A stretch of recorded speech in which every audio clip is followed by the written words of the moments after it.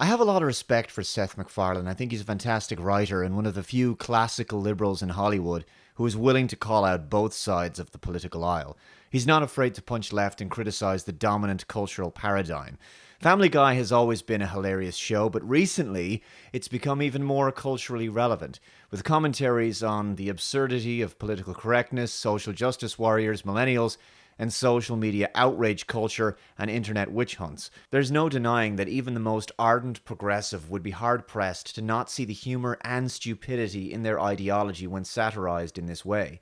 There's no better way of intelligently making arguments against PC nonsense than using comedy to expose its hypocrisy and how massively uncool it is. Here's a few recent brilliant examples from the show. Welcome to Boop. As our name suggests, our mainframe connects to and powers virtually every server on the globe. I absolutely love that. As our name suggests. And then he talks about how Boop is a massive internet mainframe. This is a piss take on how so many modern tech companies and startups have weird, quirky, nonsensical names that have no meaning and no connection to what the company does. One such example would be Uber. What has that name got to do with peer-to-peer ride sharing? Without Boop, there is no internet. Where's your nearest bathroom? Gender fluid? Yes, there will be a lot of that. The next segment is a very cutting commentary on SJW millennials, especially the attitude of self-righteousness and moral superiority, as well as the intolerance of diversity of opinion and anyone who opposes current progressive trends. Millennials crave things like instant gratification, authentic experiences, and for some reason we haven't figured out yet, improv comedy. This perfectly crystallizes the kind of social media narcissism of today. How people want to present an idealized version of themselves to the world through their status updates, pictures of the food they eat, the holidays they've been on, and how cultured and sophisticated they want to make themselves appear. Here's another who single-handedly started the hashtags that canceled 12 network TV shows she found offensive. Yep, that sounds like a modern, easily triggered special snowflake feminist, all right. I wonder when the heads of major entertainment corporations will finally learn that just because an angry Twitter mob tweets at you endlessly about how you've offended their delicate sensibilities, that is not justification for changing or cancelling your TV shows. I'm reminded of the calls by feminists to cancel Colbert a few years ago, not that I'm a fan of Colbert or anything, or a more recent example with the controversy surrounding the character of Apu on The Simpsons. It seems nowadays that the views of a small minority of leftists filled with moral outrage carry more weight than the majority of audience members who are happily enjoying the show. It only takes a few joyless, whiny, self-entitled harpies to ruin the fun for everyone else. And now I'm told she identifies as a man, so I'm being fired. Hello, I'm your new announcer, and actually he was just about done. Thank you and good day. There have been many recent examples of public figures who've lost their jobs because of some angry feminist mob that's whipped up a social media frenzy to place pressure on a company to fire them. First, I'd like to not thank you for hiring me because I just expect good things to happen to me without working for them. I love the attitude, but the best part was when he placed his phone back in his pocket and the screen reorientated from portrait back to landscape. Second, I'd like to give you all a list of my trigger warnings. Yep, trigger warnings. This kind of garbage has come from social justice infiltrated universities, and many corporations go along with it because they're basically hiring the wrong millennials. They assimilate this SJW nonsense into their company culture because they think this politically correct speech policing is current, hip, and representative of most young people. It isn't. And that's why when a company or brand produces a TV commercial, for example, with this nonsense, it receives enormous backlash and nothing but dislikes on YouTube. What's a trigger warning? Actually, bruh, asking me what a trigger warning is one of my triggers, bruh.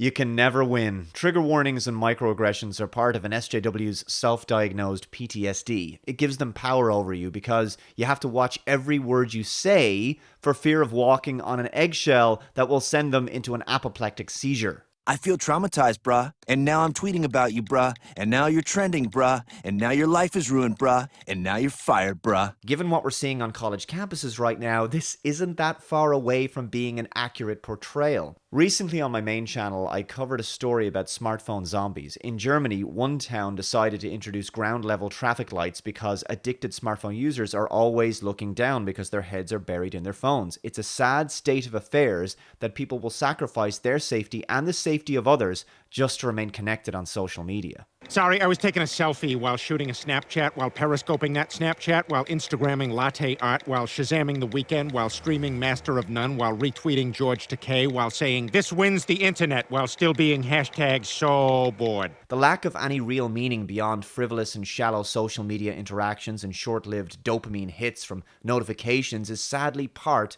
of our connected culture, and for some young people addicted to their smartphones, there seems to be an emotional vacuum that they're trying to fill with a narcissistic need for personal validation and constant positive reinforcement from social media engagement. The next example is Brian's trial by angry social media mob, as he's publicly burned online for a dumb joke. He says, "About to see the new Kevin Hart movie. Just kidding, I'm white and went to college. Hashtag Baywatch movie."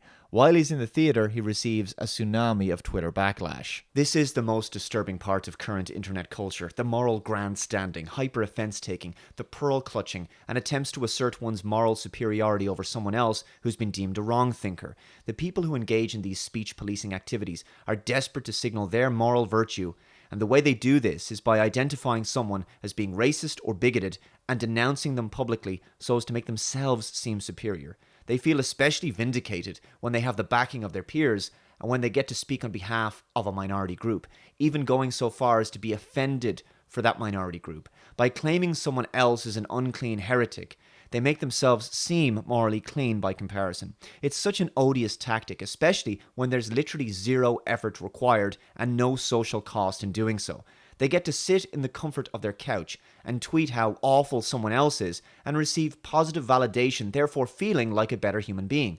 Given how addicted some people are to social media and their smartphones and how they crave this validation, it was inevitable that moral grandstanding would develop in this way because it's the fastest and most reliable way of receiving the dopamine reward they so desperately seek. Eventually, an angry mob literally starts to threaten him with violence, making it very unsafe for him and his family. So he decides to do something that you should never do in these situations: issue a public apology. Of course, as we know, apologies are never good enough in these situations. They will always backfire, and the mob will never be satisfied. Ladies and gentlemen, I'm here today to apologize. Why did you say ladies first? That's sexist. Humans in the audience. I identify as a basketball. Humans and basketballs. I'm a parrot who mimics words but doesn't comprehend them. This is another reason why apologies are a waste of time, not just because they don't want to hear them, but because you're not dealing with logical, rational people, you're dealing with an angry rabble. So you're wasting your time. I think McFarlane accurately recreates the fact that they will always try to hold you to an impossibly high moral standard that no one could ever hope to reach. All right, just calm down, okay? Now you're tone policing us! That makes me uncomfortable. Anything that makes me uncomfortable in 2017 should be illegal.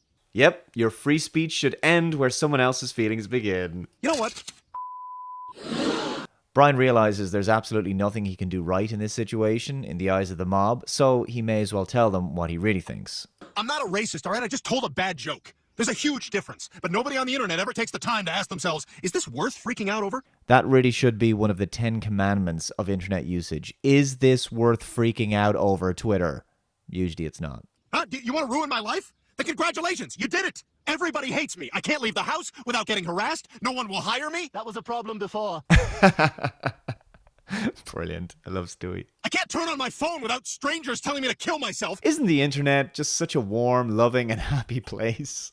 Or that they're going to kill my family. Leave me alone! I'm the self-righteous liberal douchebag, not you! I've kissed a transsexual before! How many of you can say that? Where's my medal? Often when a public figure apologizes after making a joke not meant to be offensive, their apology afterwards is basically taken as blood in the water and will only encourage the angry mob to completely destroy that person's life. Never apologize. You can't appease a mob that's devoid of compassion and that isn't looking to forgive you. They're looking to destroy you.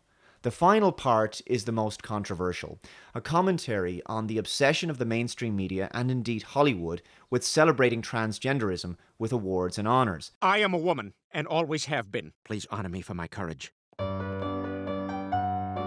I'm actually amazed that McFarlane is even allowed to make some of these remarks on the show, given the oversensitivity of snowflakes, but I have to commend him for doing this. Politically correct garbage has got to be called out.